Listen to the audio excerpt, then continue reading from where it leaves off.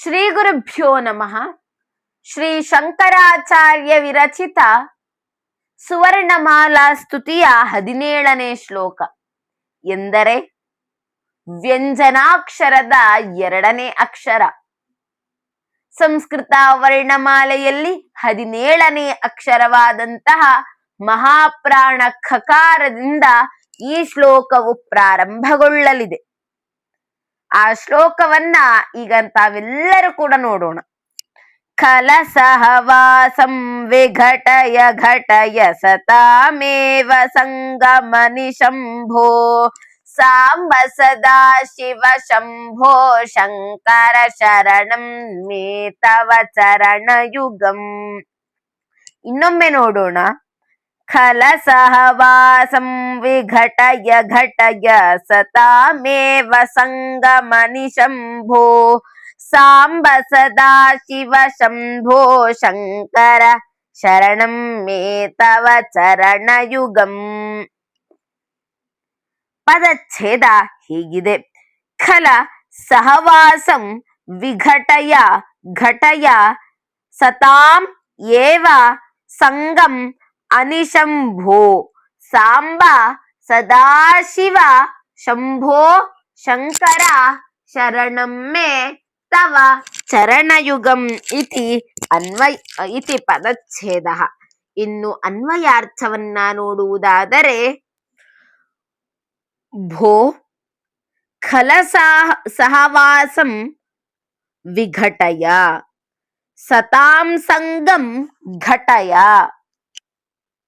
ಅನಿಶಂ ಘಟಯ ಶಂಭೋ ಶಂಕರ ಸಾಂಬ ಸದಾಶಿವ ತವ ಚರಣಯುಗಂ ಮೇ ಶರಣಂ ಇತಿ ಅನ್ವಯಾರ್ಥ. ಇನ್ನು ಅರ್ಥವನ್ನ ನೋಡೋಣ.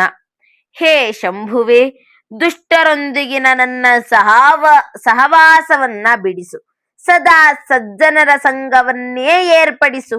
ಹೇ ಪಾರ್ವತೀ ಸಹಿತನಾಗಿರುವವನೇ, ಸದಾ ಮಂಗಳಮಯನಾಗಿರುವವನೇ, ಶಂಭುವೆ ಶುಭವನ್ನುಂಟು ಮಾಡುವವನೇ, ನಿನ್ನ ಚರಣಯುಗಳವೇ ನನ್ನಾಶ್ರಯವು ಎಂಬುದು ಇದರ ತಾತ್ಪರ್ಯವಾಗಿದೆ.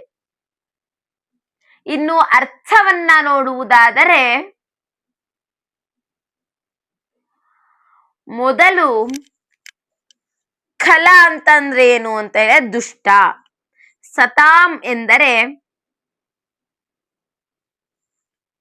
ಸತಾಂ ಎಂದರೆ ಸಜ್ಜನರು. ಹಾಗಾದರೆ ಸಜ್ಜನರಿಗೂ ಮತ್ತು ದುರ್ಜನರಿಗಿರುವ ವ್ಯತ್ಯಾಸವೇನು ಎಂದರೆ ಸುಭಾಷಿತಕಾರರು ಅದ್ಭುತವಾಗಿ ಹೇಳ್ತಾರೆ. ಜಾಡ್ಯಂ ಧಿಯೋ ಹರತಿ ಸಿಂಚತಿ ವಾಚಿ ಸತ್ಯಂ ಮಾನೋನ್ನತಿಂ ಧಿಷದಿ ಪಾಪಮಪಾಕರೋತಿ ಚೇತಃ ಪ್ರಸಾದಯತಿ ದಿಕ್ಷು ತನೋತಿ ಕೀರ್ತಿಂ ಸತ್ಸಂಗತಿಃ ಕಥಯ ಕಿಂ ನ ಕರೋತಿ ಪುಂಸಾಂ. ಸತ್ಸಂಗತಿ ಸಜ್ಜನಾನಾಂ ಸಂಗತಿ, ಸಜ್ಜನರ ಸಹವಾಸ ಏನ್ ಮಾಡುತ್ತೆ ಅಂತ ಹೇಳಿದ್ರೆ ಜಾಡ್ಯಂ ಹರತಿ, ಆಲಸ್ಯವನ್ನ ದೂರ ಮಾಡುತ್ತೆ. ಮಾತಿನಲ್ಲಿ ಸತ್ಯವನ್ನ ಹರಿಸುತ್ತದೆ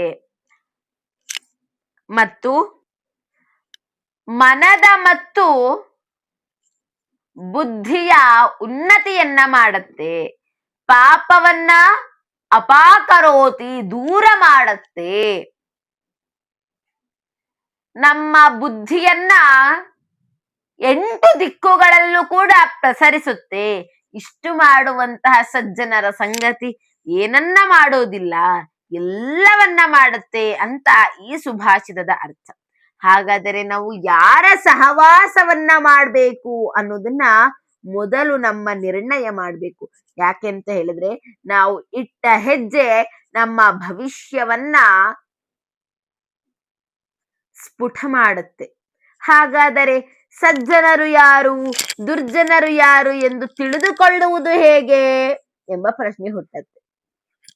ಅದಕ್ಕೆ ಉತ್ತರವಾಗಿ ಶೋಭನಂ ಭಾಷಿತಂ ಎಂದೇ ಪ್ರಸಿದ್ಧವಾಗಿರುವಂತಹ ಸುಭಾಷಿತದಲ್ಲಿ ತಿಳಿದುಕೊಳ್ಳಬಹುದು. ವಿಪದಿ ಧೈರ್ಯಮಥಾಭ್ಯುದಯೇ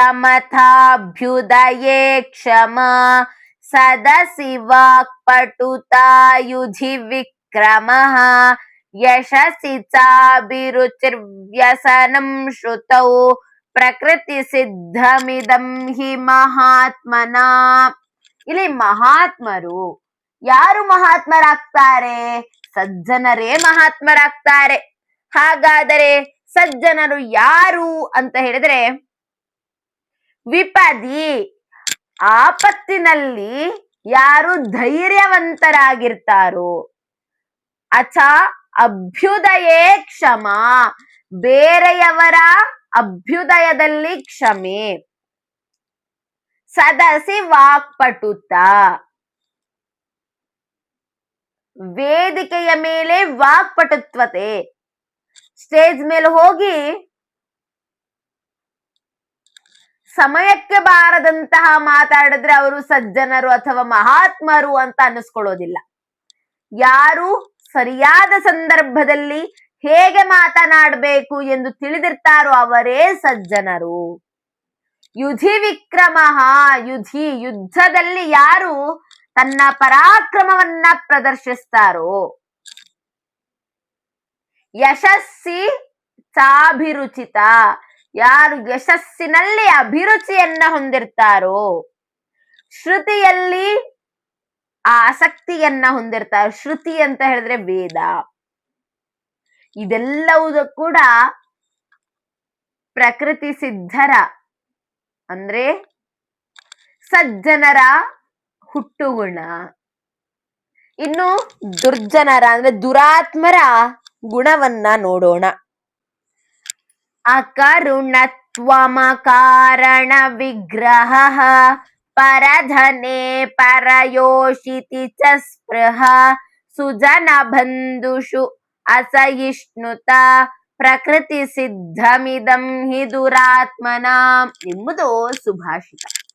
ಯಾರಿಗೆ ಅಕರುಣತ್ವಂ ಕರುಣೆಯೇ ಇರುವುದಿಲ್ಲವೋ, ಹಾಗೆ ಪರಧನೆ ಬೇರೆಯವರ ಹಣದಲ್ಲಿ ಹಾಗೂ ಬೇರೆಯವರ ಹೆಂಡತಿಯ ಬಗ್ಗೆ ಯಾರು ಕಾಮಭಾವನೆಯನ್ನ ಇಟ್ಟುಕೊಂಡಿರ್ತಾರೋ, ಹಾಗೆ ತನ್ನ ಬಂಧು ಬಾಂಧವರನ್ನ ನೋಡಿ ಹೊಟ್ಟೆ ಕಿಚ್ಚನ್ನ ಪಡ್ತಾ ಇರ್ತಾರೋ, ಇದು ದುರ್ಜನರ ಲಕ್ಷಣ ಅಂತ ಹೇಳ್ತಾರೆ. ಹಾಗೆ ಮಾತೃವತ್ ಪರಧಾರೇಶು ಪರದ್ರವ್ಯೇಶು ಲೋಷ್ಟವತ ಆತ್ಮವತ್ ಸರ್ವಭೂತೇಶು ಯಃ ಪಶ್ಯತಿ ಸ ಪಂಡಿತಃ ಅಂತ ಹೇಳ್ತಾರೆ. ಯಾರು ಎಲ್ಲಾ ಹೆಂಗಳೆಯರನ್ನ ಸ್ವಮಾತೆಯಂತೆ ಕಾಣ್ತಾರೋ, ತನ್ನ ಜನನಿಯಂತೆ ಕಾಣ್ತಾರೋ, ಬೇರೆಯವರ ದ್ರವ್ಯವನ್ನ ಮಣ್ಣಿನಂತೆ ಕಾಣ್ತಾರೋ, ಯಾರು ಎಲ್ಲಾ ಜೀವಿಗಳನ್ನ ತನ್ನಂತೆ ಕಾಣ್ತಾರೋ ಅವರೇ ಈ ಲೋಕದ ಪಂಡಿತರು ಅಂತ ಹೇಳುತ್ತೆ ಸುಭಾಷಿತ. ನೋಡಿ, ನಾವು ಸಜ್ಜನರ ಸಹವಾಸವನ್ನ ಮಾಡಿದ್ರೆ ಮೊದಲು ಹೇಳಿದಂತಹ ವಿಪದಿ ಧೈರ್ಯಂ ಅಥಾಭ್ಯುದಯೇ ಕ್ಷಮ ಸದಸಿ ವಾಕ್ಪಟುತ ಇವೆಲ್ಲವೂ ಕೂಡ ದೊರಕುತ್ತೆ. ಅದೇ ದುರ್ಜನರ ಸಹವಾಸವನ್ನ ಮಾಡಿದ್ರೆ ಅಕರುಣತ್ವಂ ಅಕಾರಣ ವಿಗ್ರಹ ಪರಧನೆ ಪರಯೋಚಿ ಸ್ಪೃಹ ಹೀಗೆ ಕೆಟ್ಟ ಗುಣಗಳೇ ಬರುತ್ತೆ. ಅದಕ್ಕೆ ಕನ್ನಡದ ವೇದ ಎಂದೇ ಪ್ರಸಿದ್ಧವಾಗಿರುವಂತಹ ಗಾದೆ ಮಾತು ಹೇಳತ್ತೆ. ಏನಂತ ಹೇಳಿದ್ರೆ, ಸಹವಾಸ ದೋಷದಿಂದ ಸನ್ಯಾಸಿ ಕೆಟ್ಟ, ಹಾಗೂ ಸಜ್ಜನರ ಸಂಘ ಹೆಜ್ಜೇನು ಸವಿದಂತೆ ಅಂತ ಹೇಳುತ್ತೆ. ನಾವ್ ಯಾವತ್ತೂ ಕೂಡ ಸಜ್ಜನರ ಸಂಘವನ್ನ ಮಾಡಬೇಕು. ಕೆಲವೊಂದು ಬಾರಿ ನಾವು ಸಜ್ಜನರು ಅಂತ ತಿಳ್ಕೊಂಡು ಸಹವಾಸವನ್ನ ಮಾಡಿರ್ತೇವೆ, ಆದ್ರೆ ಪಶ್ಚಾತ್ ಕಾಲಾನಂತರ ಅವರು ದುರ್ಜನರು ಕೆಟ್ಟವರು ಅಂತ ತಿಳಿಯುತ್ತೆ. ಆ ರೀತಿಯಾಗಿ ಆಗಬಾರದು ಅಂತ ಒಂದು ಕಾರಣಕ್ಕಾಗಿ ನಾವು ದೇವರಲ್ಲಿ ಪ್ರಾರ್ಥನೆಯನ್ನ ಮಾಡಬೇಕು. ನಮ್ಮನ್ನ ಸಜ್ಜನರ ಸಹವಾಸಕ್ಕೆ ತೊಡಗಿಸು, ದುರ್ಜನರ ಸಹವಾಸದಿಂದ ದೂರ ಮಾಡು ಎಂಬ ಪ್ರಾರ್ಥನೆ ನಮ್ಮಲ್ಲಿ ಸದಾ ಇರಬೇಕು. ಹಾಗೆ ಶಂಕರಾಚಾರ್ಯರು ಮಾಡಿರುವುದು ಅದನ್ನೇ. ನಾನು ದುಷ್ಟ ಜನರೊಂದಿಗೆ ಸಹವಾಸ ಮಾಡಿದ್ದರೆ ಅದನ್ನ ಕೃಪಯ ದಯಮಾಡಿ ದೂರ ಮಾಡು, ಸಜ್ಜನರೊಂದಿಗೆ ಸಹವಾಸವನ್ನ ಹೆಚ್ಚಿಸು ಅಂತ ಸವಿನಯವಾಗಿ ಪ್ರಾರ್ಥಿಸಿಕೊಳ್ಳುತ್ತಿದ್ದಾರೆ ಆದಿಶಂಕರಾಚಾರ್ಯರು.